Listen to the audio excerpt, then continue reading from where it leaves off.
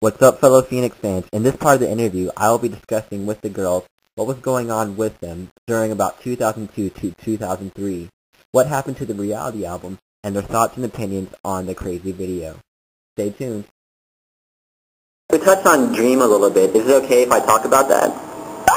Okay. Alright, around 2002, 2003, many of your fans, including myself, we were really anticipating the reality debut. Right. Not to sound weird, but I taped like every performance and like every time you guys were on TV, and I was really stoked, but it never quite came out in time. Yeah. May I ask what happened? And like you, I taped every show we had, and I was anticipating the album coming out as well, though. Unfortunate circumstances, Holly quit, and then the album obviously came out years later, which we didn't know. We didn't know it got released. It was leaked. It was leaked. But I'm in some ways glad it got leaked because the album was amazing. The girls and I wrote probably 40 or 50 songs, no joke, and now you're hearing them all on random sites, iTunes. But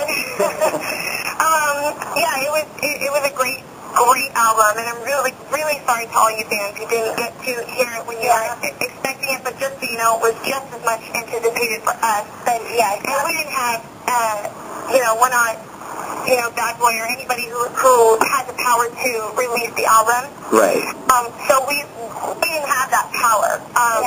But we were definitely just as disappointed as you guys. Yeah. In terms of the album, I actually found like a press release copy on eBay, and I bought it right away. And I definitely agree with you. Like when I heard that album, I was like, oh my gosh, this album is so much better than the first. What's your favorite song? I can't think of it right now. It's track 3. That's okay. I am woman. Why me? Yeah. I'm not gay, but like this is a really. I am woman. I am woman. Yeah. That's actually my favorite song. I don't know if it's I Am Woman. And no problem, like, it's in constant rotation on my CD player in my car. So, awesome. Wow, I'm sounding really weird to you guys right now. No, not at all. Like, I'm glad that somebody's listening to our stuff, old and new. Like, I didn't have fans like you, then we wouldn't be here to be involved. Yeah, trust me, we're appreciative. We don't think anyone is weird. Because, like I said, we taped ourselves and waited for things like that just as much. Yeah. Okay. Well, I guess I feel a little bit comfortable. I'm thinking about choreographing one of the songs from that album. I'm still playing around with ideas, but I feel really inspired by that one song. I feel really bad for name dropping it. Anyway, in reference to the crazy video, when it came out, like a lot of the fans, we took notice that you guys were taking a more sexier image. We found out years later that it wasn't quite the direction, at least some of you ladies wanted to. One member on the fan page wanted to ask, his name's Evan, was that video too sexy for you ladies? Did you all feel uncomfortable? I don't think so. Well, me and Ashley both have different opinions because we were both in different places, and